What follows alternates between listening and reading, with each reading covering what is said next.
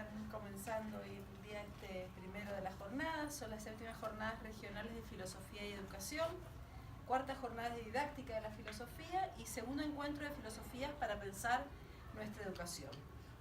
El eje 2 es el que vamos a presenciar, se llama Pedagogías Críticas e Investigación Educativa, y la primera ponencia corresponde a Paula Arambillet y el tema es Acción en el Encuentro, Filosofía para Niños. Bueno, buenas tardes, ¿me escuchan? Sí. Mi nombre es Paula, como ya dijeron, vengo desde Uruguay, soy docente de primaria. Y bueno, lo que voy a plantear ahora a continuación es una de las problemáticas que me urge durante mi carrera, durante mi formación y actualmente como maestra también.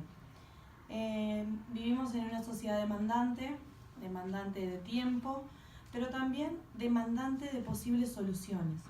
Soluciones para subsanar lo que nosotros mismos hemos creado, los daños que hemos causado. Es ahí donde nace la real importancia de la educación, ¿sí? Donde la educación empieza a planificar proyectos nuevos, planes, alternativas viables, todo para poder subsanar o mejorar la realidad en la que estamos.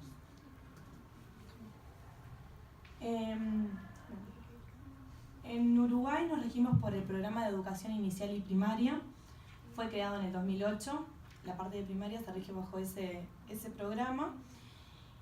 Y es en él en el que se plantea justamente generar una educación, ¿sí?, para pensar, donde el niño se convierta en un ciudadano responsable, actor activo, ¿sí?, y que realice cambios a través de la reflexión en la sociedad en la que vive. La pregunta es, ¿esto realmente sucede? ¿Realmente estamos en una sociedad dispuesta a generar estos encuentros, a generar cambios, dispuesta a encontrarse con el otro, pero también a encontrarse con uno mismo y reflexionar? Una de las alternativas que se me ocurre es el diálogo, ¿sí? Es a través del diálogo donde podemos generar este encuentro. El diálogo más allá de lo que lo conocemos como una mera conversación, sino el diálogo como una interacción con el otro y una interacción conmigo misma. En ese diálogo, en ese encuentro, se puede generar un encuentro positivo, pero también pueden haber diferencias, ¿ah? Es ahí, en esas diferencias, donde el niño tiene que romper sus esquemas mentales, ¿sí?, los previos, para poder generar nuevas ideas o reconstruir sobre las ideas que ya tenía. Llegando al aula, vamos a centrarnos en el rol docente. La idea del docente es que empieza a generar ámbitos donde se produzcan discusiones filosóficas. ¿A qué vamos con las discusiones filosóficas? Se tiene que intentar, a partir de problemáticas cercanas al niño, ¿sí?, y que tengan puntos de encuentro con su vida cotidiana, ¿sí?, ciertas problemáticas que lo inciten a participar y a discutir y a plantear sus ideas, sus preocupaciones, sus experiencias y demás. Para esto, previamente, tiene que generar un vínculo donde haya confianza, para que el niño se sienta libre de poder expresar y no reprimido, y sino establecer una igualdad entre el docente y los alumnos, que ambos puedan dialogar en igualdad de condiciones. También es importante que el docente trabaje todo lo que tenga que ver con tolerancia, con respeto, con escucha, respetar el turno. Principalmente yo que trabajo con chiquitos puedo asegurar que se desesperan por participar y a veces les cuesta mucho respetar y continuar las ideas, quieren decir lo que ellos creen. Bueno, en ese lugar el docente tiene que encargarse más bien de funcionar como árbitro, ¿sí?, intentar no intervenir de forma agresiva, sino que funcionar como árbitro y ordenar ese tipo de situaciones. Aquí llegamos a la filosofía. No, el anterior. Llegamos a la filosofía. La filosofía como intentar aprender y enseñar a dudar, a reflexionar, buscando un espacio no solo dentro del aula, sino también en cualquier tipo de espacio donde se genere este encuentro, donde haya una posibilidad de diálogo, donde me encuentre con el otro y el otro logre encontrarse conmigo y hacer un intercambio. Ese es el principal objetivo desde la filosofía. Entonces, llegamos a Lippmann, ¿tá? Lippmann es un filósofo y pedagogo, es el creador del proyecto y el programa Filosofía para Niños, FPN.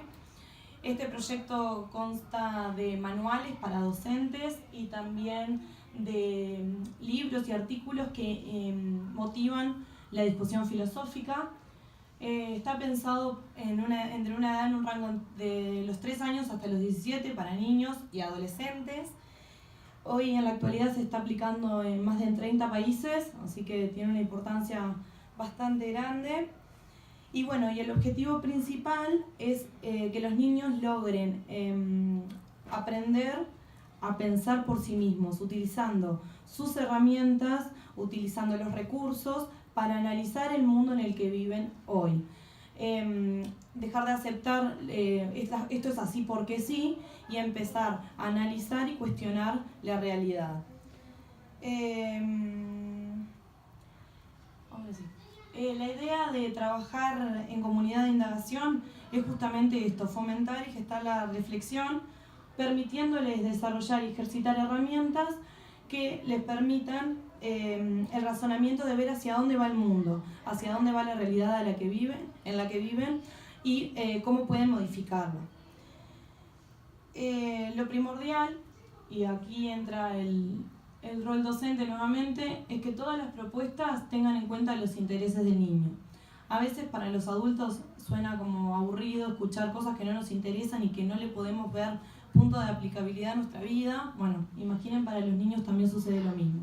Las propuestas tienen que ser interesantes, tienen que tener conexión con la vida de los niños y tienen que ser desafiantes. El niño tiene que sentir que el proceso educativo al que se enfrenta lo está desafiando para que él pueda avanzar y seguir adelante.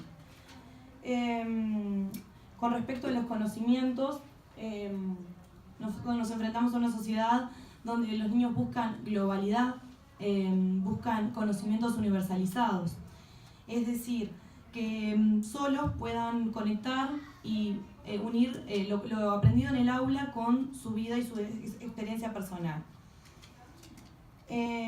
Para que estas propuestas sean seductoras es necesario que se ponga en duda todo lo que el niño hasta entonces creía que era certero. ¿Por qué? Porque es en esas tierras movedizas, en esa situación de crisis, de caos, de temores, de cosas nuevas, que el niño siente la necesidad de avanzar. El hombre en realidad siempre siente la necesidad de avanzar y ir en busca del conocimiento y de la verdad. Es necesario también que el docente escuche a sus alumnos, pero principalmente que empecemos a creer en las capacidades de ellos, en que son capaces de reflexionar, son capaces de dialogar, de ordenarse, de plantear situaciones, de dar ejemplos.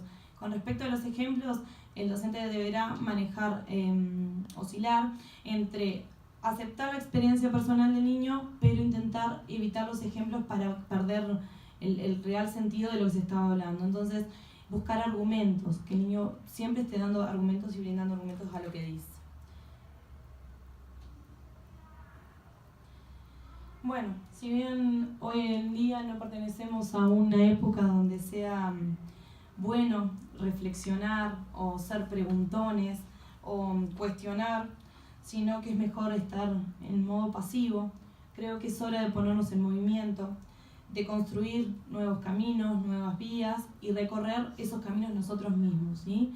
No aplicar otras cosas que ya fueron, sino crear nuestros propios caminos. Lejos está de ser el programa Filosofía para Niños la panacea, por supuesto, pero creo que es un buen comienzo, ¿sí? Es un nuevo proyecto que estaría bueno empezar a aplicarlo. Quiero destacar que a la hora de armar esto, yo intenté ver dentro de las aulas de Uruguay los puntos de aplicabilidad del proyecto. No lo tomé textual, sino que intenté ver cómo podía conectarse y cómo podía integrarlo al aula.